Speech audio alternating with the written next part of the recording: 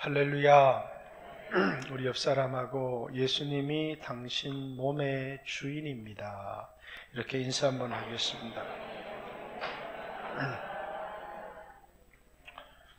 예수님이 당신의 몸의 주인입니다. 이 몸을 우리가 주장할 수 없는 것은 이 몸의 소유권이 나에게 있는 것이 아니고 이 몸의 주권, 소유권이 예수님께 있다, 그런 말입니다. 오늘은 1년에 한 번 저희 교회에서 침례식을 행하는 그런 주일입니다. 그래서 침례 주일입니다. 다음 주일은 성찬 주일로 이렇게 하나님 앞에 예배를 드립니다. 이스라엘 백성들이 할례를 8일 만에 할례를 받습니다. 그 할례를 받는 이유는 이제 하나님 말씀대로 살아가는 하나님 백성입니다 하는 뜻으로 할례를 받습니다. 근데 할례를 받았는데 하나님 말씀대로 살지 않습니다. 그러면 그 할례는 받았다는 것은 아무런 의미가 없습니다. 할례를 받은 사람이 할례 말씀에 순종하지 않고 살아가면 그 할례는 무할례가 되는 것입니다. 그러나 할례를 받지 않았는데 말씀에 순종하며 살아갑니다. 그는 말씀에 순종하고 살아가기 때문에 할례를 받지 않았지만 그는 할례 받은 사람으로 살아가는 것입니다. 그래서 육신의 할례가 중요한 게 아니라 할례는 마음의 할지니, 이렇게 마음의 할례가 중요하다, 이렇게 로마서 2장은 우리에게 가르쳐주고 있죠. 오늘 우리 교회에 침례를 받는 분들이 계십니다. 또 이미 침례나 세례를 받은 대부분의 여러분들이 대부분 침례나 세례를 받은 사람입니다. 침례나 세례를 받았다는 건 대단히 중요합니다. 그러나 침례와 세례를 받았다고 하지만 하나님 말씀대로 살지 않으면, 육신을 따라 살아가면 그 침례는 아무런 의미가 없습니다. 다시 말해서 내가 침례를 받았다는 것으로서 자동적으로 하나님 백성이 되는 것은 아니다는 겁니다. 침례를 받은 사람으로서 살아가는 것이 중요합니다. 그러니까 침례는 마음에 하는 것이 중요합니다. 오늘 침례를 받는 사람도 오늘 말씀을 마음에 새겨야 될 것이고, 모니터 소리 조금만 낮춰주세요. 이미 침례를 받은 사람도 오늘 이 설교를 가슴에 다시 새기고, 침례를 받았다는 사실보다 중요한 것, 침례를 받은 사람으로 살아갈 수 있어야 된다. 고린도전서 10장에 이스라엘 백성들이 모세에게 속하여서 홍해에서 침례를 받았다, 이렇게 얘기를 합니다. 홍해에서 침례를 받았을 뿐만 아니라 신령한 반석에서 나는 물을 마셨습니다. 성령을 체험했습니다. 하늘로부터 내리는 신령한 떡도 먹었습니다. 예수 그리스도도 믿었습니다. 그런데 그들의 다수를 하나님이 기뻐하지 아니하셨다, 이렇게 얘기를 합니다. 그리고 광야에서 다 멸망을 받았다는 겁니다. 왜 멸망을 받았느냐? 침례를 받은 사람으로 살아가지 않는다는 겁니다. 성령을 받았지만 성령을 받은 사람으로 살아가지 않는다는 겁니다. 우상 숭배하더라는 겁니다. 원망하더라는 겁니다. 주를 시험하더라는 겁니다. 음행하더라는 겁니다. 왜 이런 일을 기록했느냐 하면 그 사람들을 위해서 기록한 것이 아니라 오늘을 살아가는 우리들의 본보기로 기록했다는 것입니다. 오늘 우리들에게 어떤 교훈, 이 사람들은 오늘 우리들에게 본이 되게 하기 위해서 기록을 하였다, 이렇게 얘기를 합니다. 그럼 여러분, 침례가 뭘까요? 중세에서는 교회를 가입하는 방식이 침례이기도 했습니다. 그러나 성경은 침례를 이렇게 얘기합니다. 자, 6절 한번, 우리가 알거니와 우리 옛사람이 예수와 함께 십자가에 못 박힌 것. 자, 침례는 뭐라고요? 우리 옛사람이 예수와 함께 십자가에 못 박힌 것, 이 침례라고 해요. 좀 더 상세하게 4절, 5절 침례는 이루어진 일과 이루어질 일들을 고백하는 겁니다. 자, 5절부터 먼저 볼까요?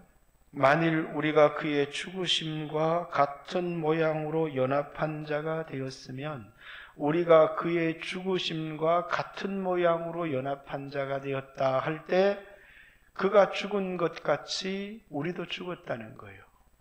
그가 죽은 것은 우리를 대신해서 죽었기 때문에 그가 죽었지만, 법적으로는 그가 나를 대신해서 죽었기 때문에 법적 효력은 내가 죽은 것처럼 나타난다는 겁니다.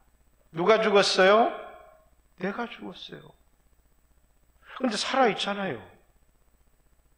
예수님이 나를 대신해서 죽었기 때문에 내가 빚이 1조 원이 있었는데 우리 아버지가 1조 원을 갚아주셨어요. 나에게 빚이 없어졌어요. 왜? 내가 갚은 것은 아니지만 아버지가 갚았기 때문이에요. 내가 죽어야 되는데 예수님이 죽으셨어요. 그러니까 법적으로는 내가 죽은 것으로, 그래서 죄인이지만 의롭다 이렇게 해준다는 겁니다. 법적인 효력은 의인이 되었어요. 그런데 뭐라고요? 삶은 의인이 아니에요. 로마서 1장부터 5장까지는 내가 어떻게 의인이 되었는지를 얘기를 해요. 6장부터 의인이 된 우리가 그러면 죄 가운데 거하겠느냐? 그럴 수 없다는 겁니다. 왜? 이제는 의인이 되었지만 우리가 실제적으로 의롭게 되어져야 되는 거예요. 그걸 성화라고 하는 겁니다. 그래서 예수와 함께 우리가 죽었습니다. 우리 물속에 들어갈 때 뭐라고요? 예수님이 십자가에서 죽으실 때 2000년 전에 내가 죽은 겁니다. 이루어진 일을 고백하는 거예요. 그래서 침례는 뭡니까? 예수님이 죽었는데 나를 대신해서 죽었으니까 내가 죽은 겁니다 라고 고백하는 겁니다. 과거에 일어난 일이죠. 미래에 일어난 일도 있습니다. 5절에 보면 그의 죽으심과 같은 모양으로 연합한 자가 되었으면이라고 하는 과거입니다. 또한 그의 부활과 같은 모양으로 연합한 자도 되리라라고 하는 미래의 영입니다. 그와 함께 죽었기 때문에 아직 일어나지 않았습니다. 그러나 그분이 부활하신 것처럼 우리도 물속에서 나올 때 뭡니까? 우리도 언젠가는 예수님처럼 부활하게 될 것이다 라는 겁니다. 연합이라고 하는 것은 그가 한 것이 내가 한 것이 된다는 겁니다. 자, 그가 죽었습니다. 누가 죽은 겁니까? 내가 죽은 겁니다. 그가 살아나셨습니다. 누가 살아납니까? 아직 일어나지 않았지만 우리는 그분처럼 다시 살아날 것입니다. 그래서 우리가 그와 연합한 자가 되어서 그와 함께 죽은 자가 되었으면 또한 그와 같이 살아나는 자도 될 것이다. 이것을 이제 여러 사람 앞에 하나님 앞에서 고백하는 겁니다. 자, 이게 침례입니다. 4절. 그러므로 우리가 그의 죽으심과 합하여 침례를 받음으로 그와 함께 장사되었으니, 계속해서 침례를 받음으로, 침례라는 의미가 그 앞에 우리가 그의 죽으심과 합하여 침례를 받음으로 그와 함께 장사되었으니, 침례는 그의 죽으심과 하나가 되는 것이고, 그래서 그가 장사된 것처럼 나도 장사되는 것이다. 그게 물에 들어가는 겁니다. 그래서 침례를 장례식 이렇게 얘기합니다. 오늘 침례받는 분은 뭡니까? 오늘의 장례식을 하는 것입니다. 장례식. 그러면 예수 믿은 사람들, 세례나 침례를 받은 사람들은 뭡니까? 자기를 장례 지낸 사람입니다. 왜 장래를 지내며 살아가느냐? 예수 믿어서 이전보다 더 부자가 되고 이전보다 다른 삶을 살아가고 이렇게 하면 좋겠지만, 예수 믿는 사람의 삶은 소유도 바뀌고 여러 가지 다른 것도 바뀌어야 되겠지만, 중요한 것이 내 옛사람이 죽고 새 사람으로 살아가는 것을 집내, 이렇게 얘기를 합니다. 자, 다른 의미로 이제부터가 중요합니다. 침례받기 이전에, 예수 믿기 이전의 삶은 6절을 다시 봅니다. 우리가 알거니와, 이 사람 알고 있다는 거예요. 그런데 뭡니까? 확실히 알아라, 그런 말이에요. 우리의 옛사람이 예수와 함께 십자가에 못 박혔다는 것을 확실히 알아라. 죄의 몸이 죽어 다시는 우리가 죄에게 종노릇 하지 아니하려 함이니, 우리의 이 몸을, 예수 믿기 이전에 이 몸을 무슨 몸요? 죄의 몸. 죄의 몸. 오늘 본문을 벗어나서 12절을 봅니다. 12절을 같이 한번 읽어볼까요? 시작. 그러므로 너희는 죄가 너희 죽을 몸을 지배하지 못하게 하여 몸의 사욕에 순종하지 말고. 앞에는 죄의 몸인데 무슨 몸이에요? 죽을 몸이에요. 죄의 몸과 죽을 몸의 차이는 뭐죠? 이 죽을 몸에 죄가 왕노릇하게 되면 그게 죄의 몸이에요. 죄의 종이 되어서 죄가 왕노릇하고 있는 몸이, 그게 죄의 몸이에요. 그런데 예수님이 오셔서 여러분과 저의 죄를 다 담당하셨어요. 그렇기 때문에 이제는 이 몸을 죄의 몸, 왜? 죄가 우리를 지배할 수 없기 때문입니다. 죄가 우리를 지배할 능력을 잃었기 때문에 죄가 우리 몸을 더 이상 지배할 수 없어요. 그럼에도 불구하고 이 몸은 죽어요. 그래서 이 몸을 무슨 몸이라고 해요? 죽을 몸, 이렇게 얘기하는 거예요. 자, 예수 믿기 이전에 이제 로마서 에베소서 2장 1절부터 보면 허물과 죄로 죽었던 너희를 살렸다. 근데 어떻게 살았느냐? 마음과 육신이 원하는 대로 살았고 이 세상의 공중권세 잡은 자의 종이 되어서 세상의 문화, 세상의 풍속을 쫓아 살았다. 그 삶을 뭡니까? 죄가 자기를 지배하는 삶. 그래서 죄가 이 몸을 주장했다는 겁니다. 그리고 여러분, 예수님을 여러분의 인생의 주인으로 모시며 살아가지 않는 사람은 스스로 자기 마음대로 살아가는 것 같지만 실상은 뭡니까? 육체가 나인 줄 알고 육체의 소욕이 행복인 줄 알고 육체의 정욕대로 살아가는 것이 전부인 줄 알고 살아가는데 그 삶을 죄의 종노릇하는 삶이라고 하는 거예요. 죽기를 무서워함으로 일생에 매여 종노릇하는 자들. 그게 뭡니까? 예수 믿기 전에, 구원받기 전에 우리 삶이란 그 몸을 죄의 몸이라고 하는 거예요. 그런데 이제 5절에 우리가 알거니와, 확실하게 알아라는 겁니다. 뭘 알았느냐면 너희가 이제 죄에 대하여는 그리스도와 함께 죽었다는 것을 확실하게 알아라. 그게 침례로 하는 겁니다. 너희는 죄에 대하여는 죽었다라는 거예요. 왜 이걸 선언하느냐면 다시는 너희 몸이 죄에게 종노릇하는 삶을 살게 하지 않기 위해서. 그래서 6절에 죄의 몸이 죽어, 이게 침례예요. 다시는 우리가 죄에게 종노릇하지 아니하려 함이니. 이스라엘 백성들이 모세에게 속하여 침례를 받았는데 예전에 살았던 것처럼 여전히 죄의 종으로 살아요. 나 침례 받았는데요. 그런데 뭐라고요? 그 침례는 아무런 의미가 없다는 거예요. 침례를 받는 이유가 뭐냐면 죄에 대하여는 죽어서 더 이상 죄에게 종으로 살지 않기 위해서 침례를 받는 것인데, 침례를 받았는데 여전히 죄의 종으로 살아요. 자, 이 사람이 구원을 못 받았을까요? 지금 이 구원은 영혼의 구원을 얘기하는 게 아니에요. 몸의 구원을 얘기하는 거예요. 그래서 로마서 8장에 가면 뭡니까? 몸의 구속을 기다리노니 이렇게 얘기를 합니다. 여러분과 저는 이 몸이 어떻게 살든지 간에 예수 그리스도의 십자가의 죽음으로 구원을 얻었어요. 우리의 영혼은 안전합니다. 고린도서의 어떤 아들이 어머니를, 물론 계모죠, 강간을 했습니다. 일어날 수 없는 일들이 일어났어요.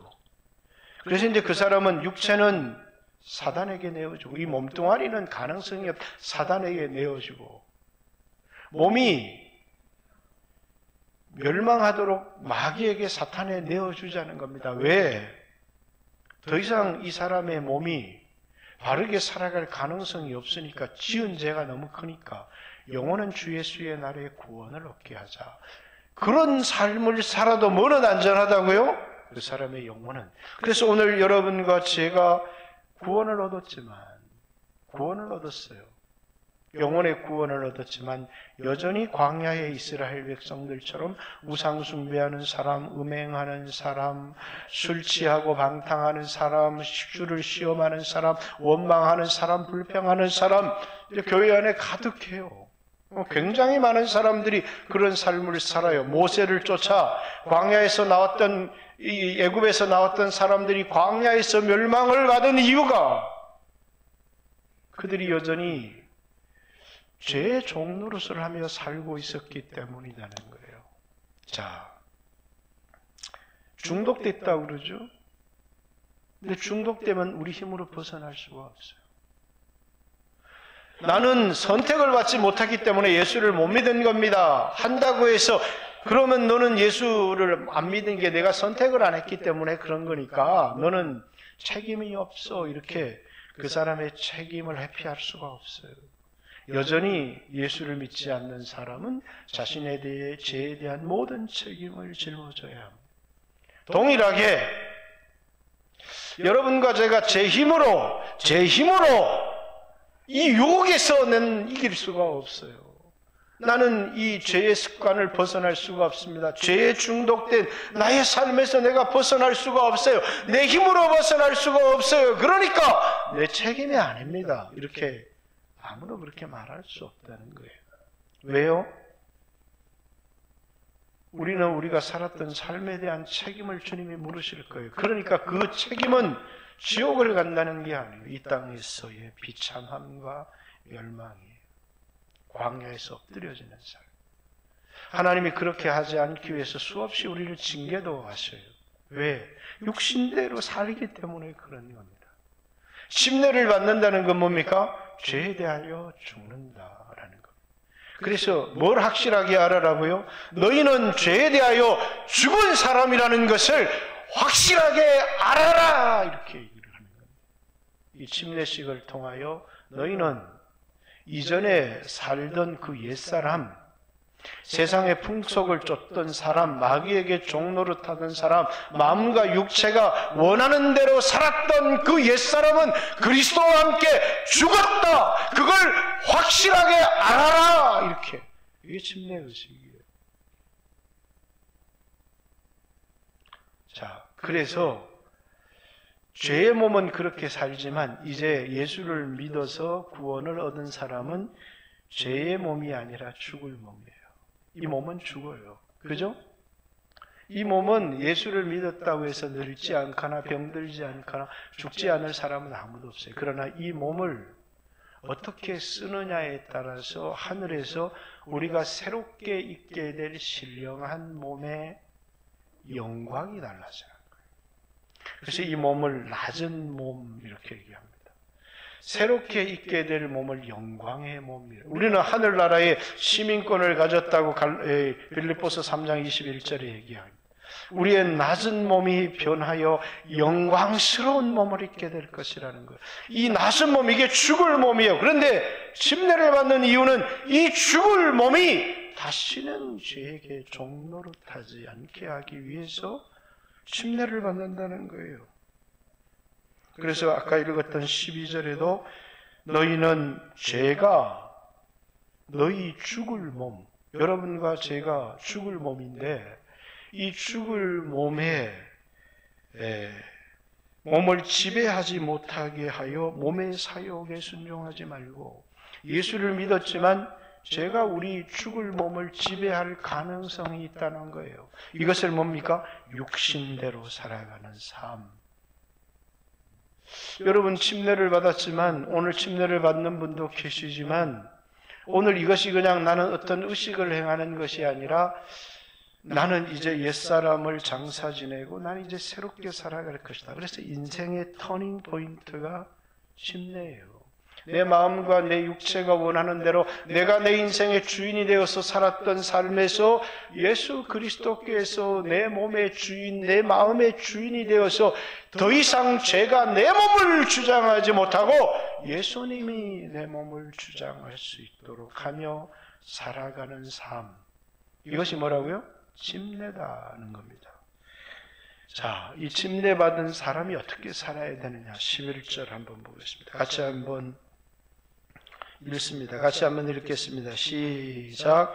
이와 같이 너희도 너희 자신을 죄에 대하여는 죽은 자요 그리스도 예수 안에서 하나님께 대하여는 살아있는 자로 여길지어다.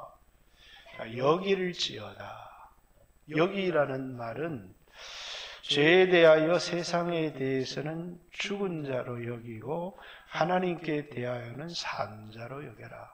여긴 죄에 대하여만이라고 얘기하지만 바울은 갈라디아서 6장 14절에 십자가로 말미암아 내가 세상에 대하여 십자가에 못 박히고 세상도 나에 대하여 그러하다. 이렇게 얘기하는 것은 뭡니까? 나는 죄에 대하여 죽었다. 나는 세상에 대하여 죽었다. 근데 그렇게 여기면서 살아간다. 여긴다는 말이 무슨 말이냐? 여러분 먼저 죽었다라는 것은 무슨 말이냐면 어떤 사람이 죽었어요. 근데 이렇게 딱 차면 살아있는 사람은 이렇게 해야 되는데 죽은 사람은 아무런 반응이 없어요. 근데 이제 죄에 대하여 살아있는 사람, 세상에 대하여 살아있는 사람은 세상에 어떤 일이 일어나면 막 반응을 너무 잘해요. 근데 하나님의 말씀이 들려오는데 그 말씀에 대해서는 철저히 외면해버린다는 거예요. 우리는 하나님께 대하여 반응하고 말씀에 대하여 반응하든지 죄에 대하여 반응하고 세상에 대하여 반응하든지 우리는 두 개 한꺼번에 반응을 할 수가 없는 겁니다. 형편은 나를 이렇게 살아가라고 하는데 하나님은 나에게 저렇게 살아가라고 말씀하셔요. 침례를 받은 사람은 하나님이 저렇게 살아가라고 하는 하나님 말씀에 하나님께 반응하는 사람이요. 형편은 이렇게 살아가라고 하니까 하나님께 대한 반응을 외면하고 형편에 반응하고 세상의 사정에 반응하기 시작한다는 거예요. 그리고 그것은 어김없이 내 안에 있는 죄의 욕망에 반응을 하며 살아가요. 왜? 죽었다는 것은 욕망도 죽었다는 것이거든요. 그런데 욕망을 따라 살아가요. 형편을 따라 살아가요. 이것은 세상에 대하여 살아있다는 겁니다. 나는 죄에 대하여 살아있다는 겁니다. 죄에 대하여는 죽은 자로 여겨라. 살아있지만 예수님이 죽었기 때문에 내가 법적으로 죽었는데 삶은 보니까 여전히 나는 살아있고 내 안에 육신의 정욕도 살아있어요. 그런데 어떻게 살 것이냐? 죄에 대하여 죽은 자로 여기고 살아라는 겁니다. 형편에 대해 세상에 대하여 죽은 자로 여기고 살아가라는 겁니다. 왜 여겨야 돼요? 죽었으면 끝난 건데 왜? 예수님이 죽었지 내가 죽은 건 아니에요. 법적으로는 예수님이 죽어서 내가 죽은 것처럼 나는 죄를 지었지만 예수님의 죽음으로 내가 의롭다함을 받았지만 막상 형편을 대하고 보니까 내가 죽은 게 아니거든요. 내 안에 여전히 죄에 대한 욕망이 펄펄 끓고 있다고 말이에요. 그런데 이 사람이 어떻게 살아야 될 거냐? 자기를 죽은 자로 여기고 살아가라는 거예요. 어디에 대해서요? 죄에 대해서. 그럼 죄나 세상에 대하여 민감하게 반응하면서 하나님에 대하여는 아무것도 반응하지 못하는 사람. 그 사람이 거듭났지만 하나님의 음성을 듣지 못하는 게 아니에요. 하나님의 뜻을 알지 못하는 게 아니에요. 성령의 감동이 없는 것이 아니에요. 단지 거기에 내가 순종하고 반응하지 않을 뿐이에요. 그 반응하지 않는 이유가 뭐라고요? 내 형편이 이렇습니다. 내 사정이 이렇습니다. 그 내 형편과 내 사정을 그렇게 이야기하는 중요한 이유가 내 안에 있는 육신의 정욕 때문이에요. 왜? 육신의 정욕이 살아있어요. 내 육체를 사랑하는 마음이 있어요. 아직도 이건 내 것이라고 주장하고 있어요. 그러니까 뭐예요? 난 살아있는 자로 살아가는 거예요. 우리는 살아있는 자로 살아가지만 하나님께 대하여는 살아있는 자로 살아가도 돼. 말씀에 대하여는 살아있는 자로 살아가도 되지만 침례를 받았다는 건 죄에 대해서는 살아있는 자로 살아서는 안 된다는 거예요. 죄에 대하여는 죽은 자로 여기고 살아가라는 거예요. 세상에 대해서는 죽은 자로 여기며 살아가라는 겁니다. 이게 뭡니까? 침례받은 자는 이렇게 생각하고 살아야 된다. 그게 영적인 삶을 살아간다. 영적이라는 게 뭐예요? 느헤미야가 총독으로 있는데 예루살렘에 사촌 하나냐가 와서 예루살렘 성이 회파되었고 이스라엘 백성들이 고통을 받는다. 이런 소리를 들었어요. 그러니까 뭡니까? 답답하고 낙심이 되고 절망이 되고 그래서 그 자리에서 헉석 엎드려서 울기 시작하는. 누구나 그럴 수 있죠. 사랑하는 사람을 잃었습니다. 갑자기 돈을 다 잃어서 알거지가 되었습니다. 그럴 때 아니 난 괜찮아. 뭐 돈은 나한테 아무런 의미가 없어. 그럴 수 있습니까? 낙심이 된다는 거예요. 그거까지는 세상 사람이나 크리스찬이나 별 차이가 없어요.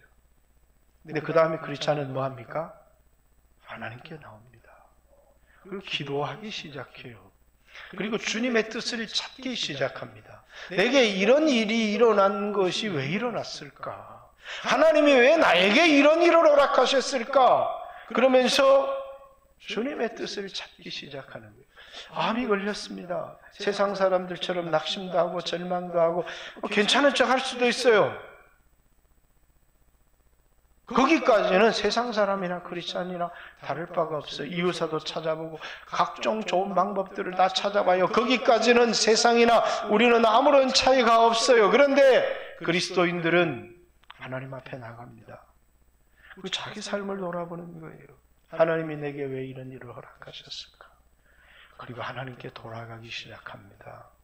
하루를 살아도 주를 위해서 살아야지. 그러면서 뭡니까? 회개하기 시작합니다. 주님 나에게 한 번의 기회를 더 주시면 내가 지금까지 살았던 모든 육신의 삶이 썩을 것 헛된 것만 위하여 살았습니다. 내가 내 자신을 돌아보니 내 삶이 너무 후회스럽습니다. 주님으로부터 너무나 큰 은혜를 받았는데 그 은혜에 합당한 삶을 살지 못했습니다. 나에게 한 번의 기회를 더 주십시오. 그건 내 요청이에요. 그런데 하나님은 그 기도를 들으시고 그에게 또 한 번의 기회를 주시는 건 하나님 주권이죠. 돌아가시는 분도 있고 하나님이 기회를 또 주는 사람도 있어요.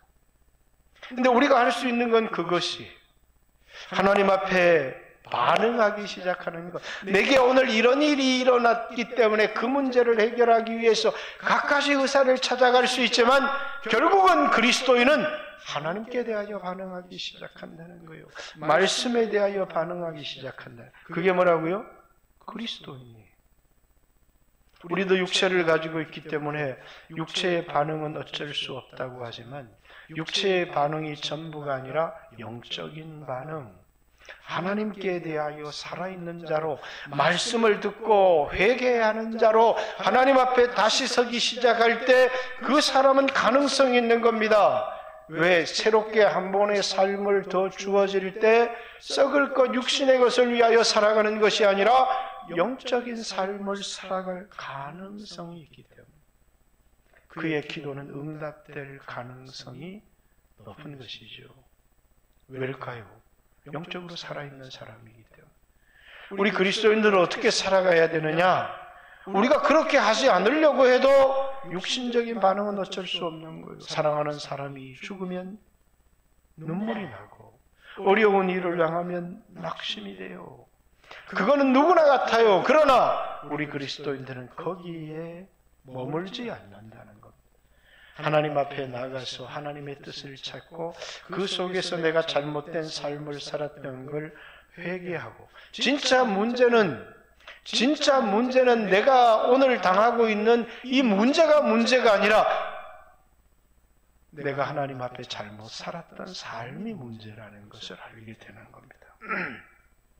자, 마지막. 그러면 이 침례를 받고 난 사람에게 가장 중요한 건 뭡니까? 이 몸을 내가 주장하지 않는 거예요. 여기 오늘 16절, 오늘 본문은 아니지만, 자, 너희 자신을 종으로 내주어 누구에게 순종하든지 그 순종함을 받은 자의 종이 되는 줄 너희가 알지 못하느냐? 혹은 제 종으로 사망에 이르고 혹은 순종의 종으로 의에 이르느니라. 불신자들에게 한 얘기가 아니에요. 여러분과 저에게 두 가지 인생길이 있다는 거예요. 뭐라고요? 죄의 종으로 살아갈 수도 있고 순종의 종으로 의에 이를 수도 있다. 그것을 우리에게 얘기합니다. 침례를 받는 이유가 뭡니까? 죄의 종으로 살아가던 삶을 끝내고 순종의 종으로, 의의 종으로 살아가겠다는 거예요. 이 몸은 인격을 갖고 있지 않아요.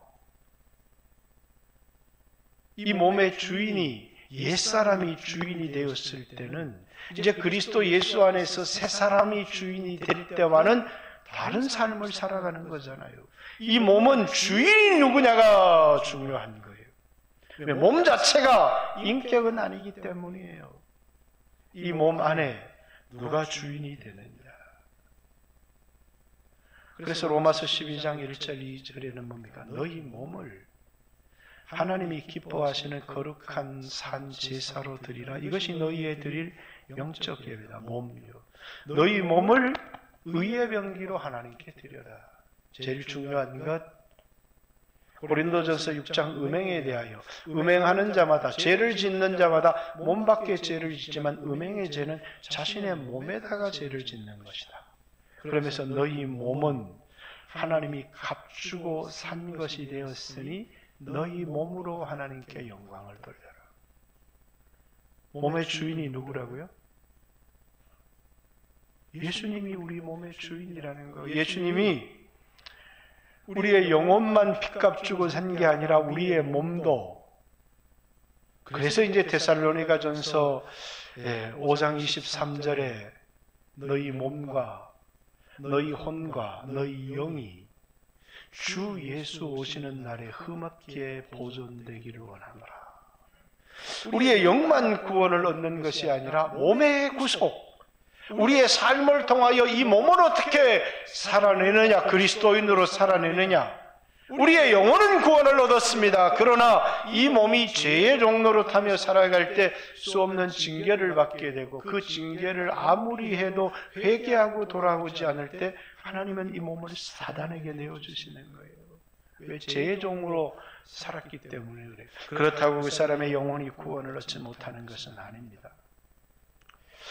사랑하는 성도 여러분, 여러분은 여러분의 몸을 어떻게 사용하시겠습니까? 침례는 이제 이 몸이 죄의 종로로 타는 삶을 버리고 이제는 새 생명, 옛 사람, 옛 생명으로 살아가는 것이 아니라 이 몸의 주인이 바뀌는, 그걸 다른 말로 회개라고 하기도 합니다.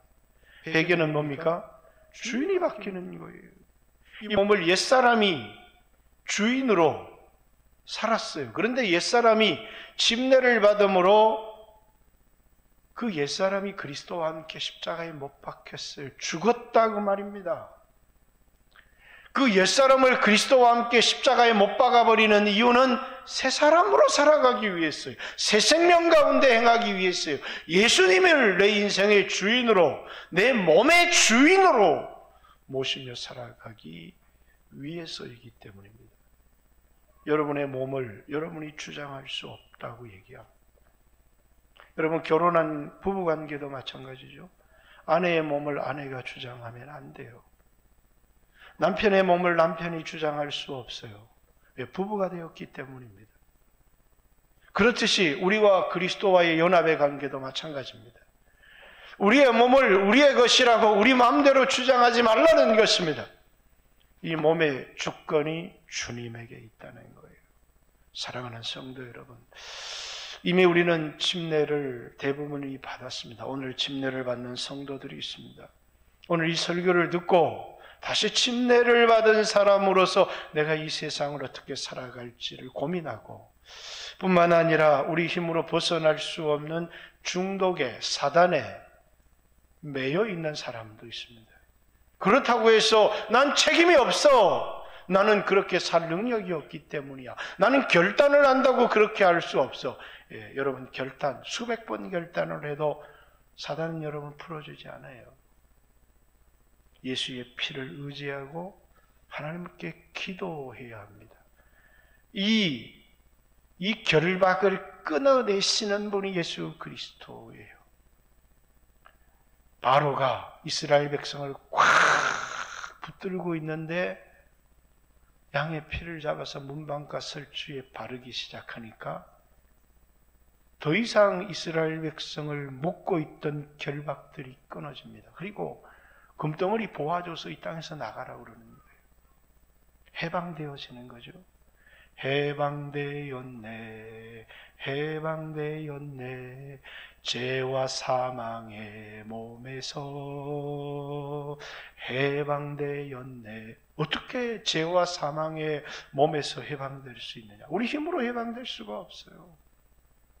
우리는 기도해야 됩니다. 예수의 보혈을 의지해야 합니다. 우리를 결박하고 있던 그 결박들이 끊어지고 우리에게 영혼의 구원뿐만 아니라 우리의 몸의 구원을 이루시는 하나님을 경험하는 귀한 성도들 되시기를 주님의 이름으로 축복합니다. 같이 한번 주여 하시고, 하나님 앞에 침례를 받았지만 침례받은 자의 삶을 살지 못했습니다. 회개할 것을 회개하고 하나님 앞에 한번 기도했으면 좋겠습니다. 다시 내가 죄에 대하여는 죽은 자요 하나님께 대하여는 산 자로 여기라는 말씀을 기억하고, 이 옛사람을 장사 지낸 것, 우리가 침례를 받은 것은 다시는 죄에게 종노릇하게 하지 않기 위해서 죄의 몸이 멸하여, 그렇게 얘기했는데 요즘 성경은 죄의 몸 죽어 다시는 우리가 죄의 종노릇하지 않게 하려 함이라, 이렇게 했습니다. 주여 하시고 하나님 앞에 한번 기도하겠습니다. 주여 하시고 기도드립니다. 주여